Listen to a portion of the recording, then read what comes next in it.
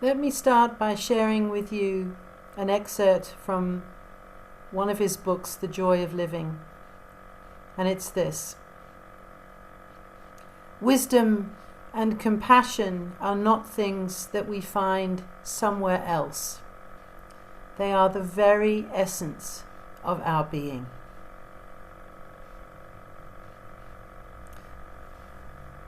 I've titled my introduction to him as A Joyful Monk, and today I want to share some of his story and explore some of his core teachings and reflect on how they might connect with us as a UU community, especially our commitment to the inherent worth and dignity of every person and free and responsible search for truth and meaning, as well as, of course, respect for the interdependent web of all existence.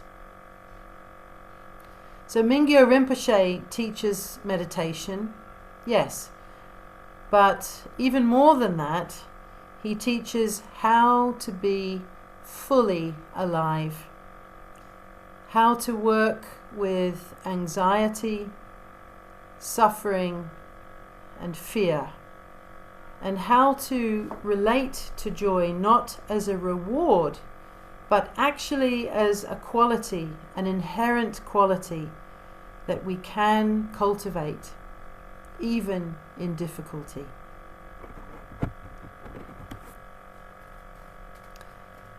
Mingyur was born in Nepal in 1975, so for those of you who aren't so good at math, he's actually 50 now in the Western, on the Western calendar.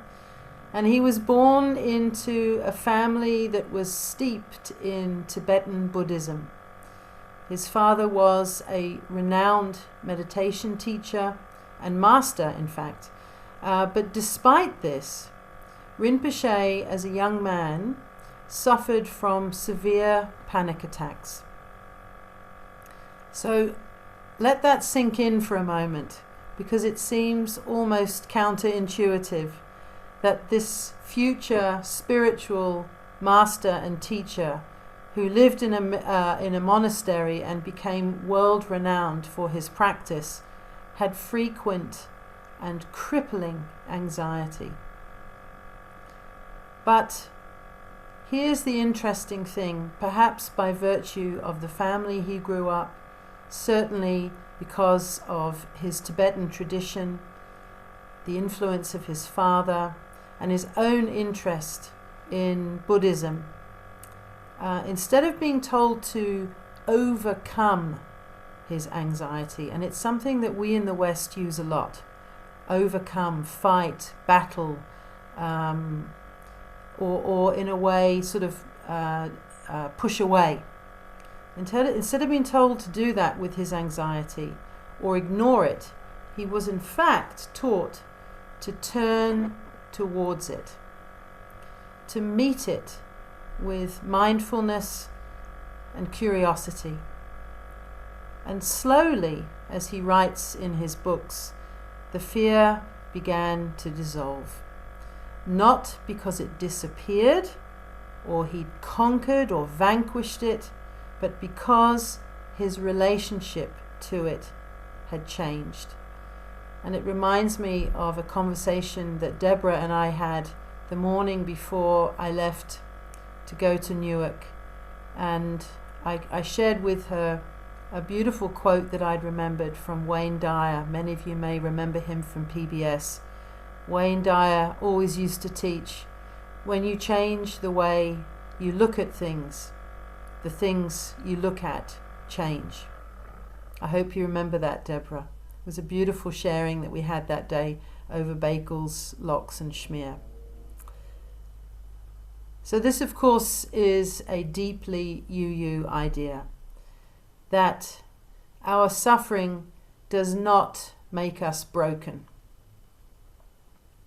It echoes in our first principle, as I mentioned earlier, the inherent worth and dignity of every person, including, of course, the anxious, the fearful, the confused. all of us. As you may have seen in the trailer that I just shared with you, Mingyur was being put into an MRI scanner. And there's a reason for that. As a child, Mingyur became interested in contemporary Western science through conversations with scientists who were regularly visiting his father. And as he grew older, he began to collaborate with the neuroscientists and psychologists, including, and I'm going to share two names with you. I don't know if they're familiar, but certainly if you Google them, you'll be able to learn more about what they discovered with Mingyur about the power of meditation on the human brain. Their names are Richard Davidson and Antoine Lutz, and they're both from the University of Wisconsin. And they were working on research projects that study the effects of meditation on both the brain and the mind. Of course, two very different things. The next phase is also what was explored in the trailer that I shared with you. I'm calling it, in a way, leaving it all behind. And as we learned from the trailer, he ended up spending not 3 years, but 4.5 years on retreat. And if you are able to watch the film, which I hope you can, it would be a lovely thing for us to share as a community, actually. His story challenges us in this way, I think, which is to ask some fundamental questions of ourselves. What are we clinging to? What fears keep us from being fully alive? And more importantly, what would it mean to love this world so much, even in its brokenness? Mingyur said in one of his books that Buddha nature, our inherentness, can be summed up in a single word, and I think the word might surprise you: courage. Specifically, the courage to be just as we are, right here, right now, with all of our doubts and fears and uncertainties and what we may deem as failings.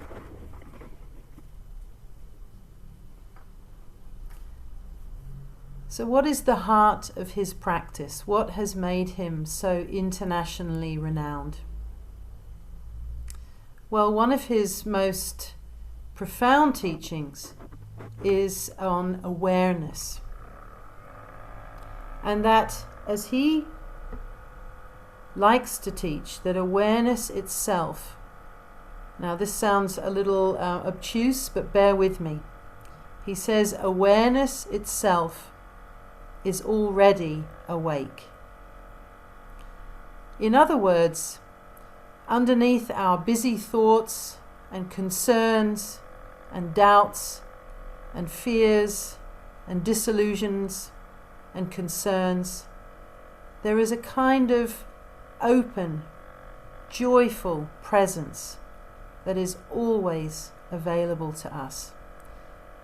And I think that that's the essence of his teaching, that it's sort of not one and the other, but they are actually inhabiting the same space within us, and that by, in a way, looking through these things, we can access openness, joy, and presence. And he, of course, will be the first to tell you that you don't have to go to a cave to find it. And you don't have to walk miles and miles and beg for your food and live in great discomfort. And, most importantly, you don't have to be perfect.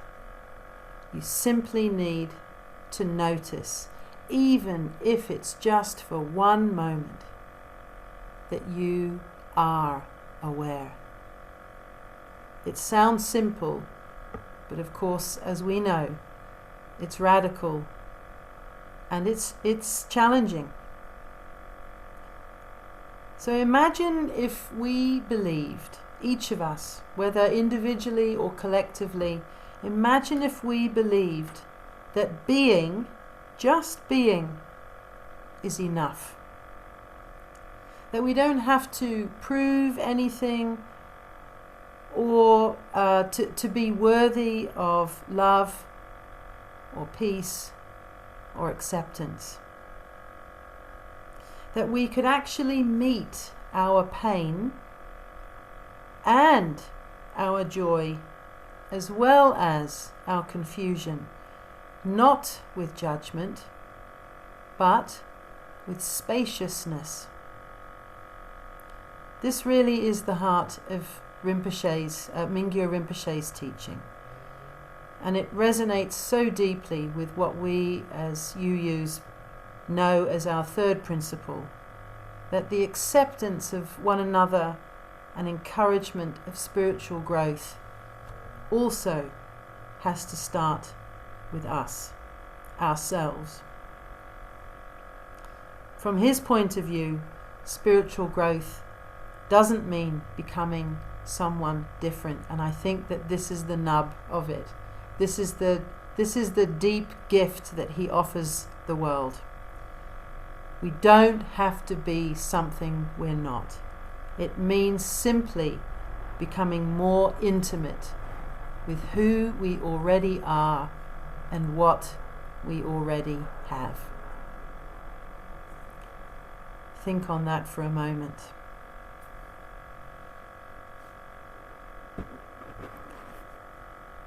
So let me leave you with a final reflection and thought. And it's this: what can we as a UU congregation possibly learn from a Tibetan Buddhist monk? Well, for one, we can learn that spiritual practice isn't about escaping the world.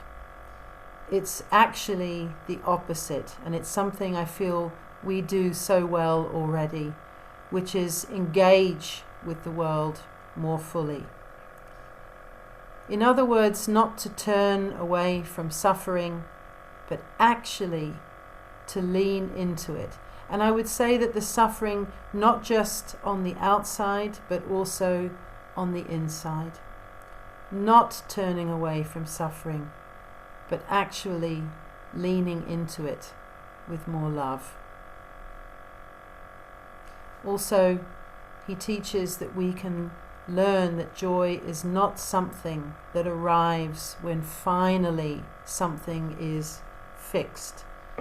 And I think that tends to be a Western way of thinking sometimes. If we can fix this, then things will be better. He teaches quite the opposite.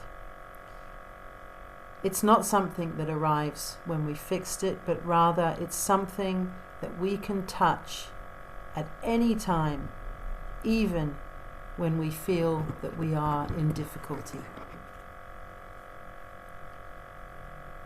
And we can be reminded that wisdom can come from many, many sources: books, teachers, silence, and here's the clincher, even our fears.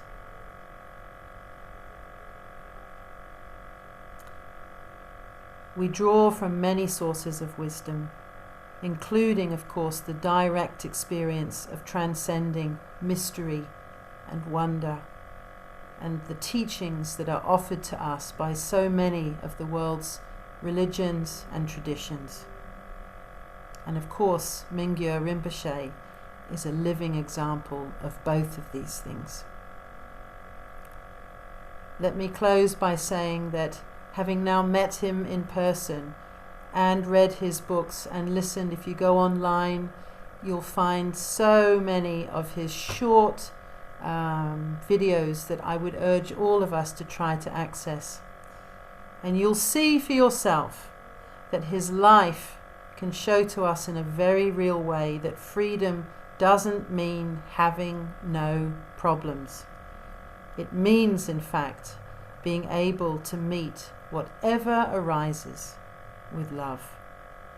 And maybe, if we're lucky, with joy as well.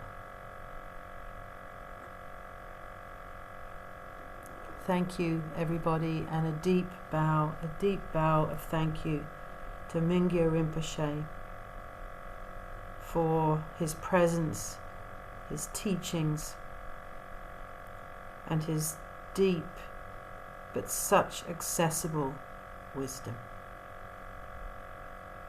Thank you, everybody. If you like this video, please like us on YouTube, subscribe to our YouTube channel, and click on the bell to be notified whenever we post a new video. Thank you.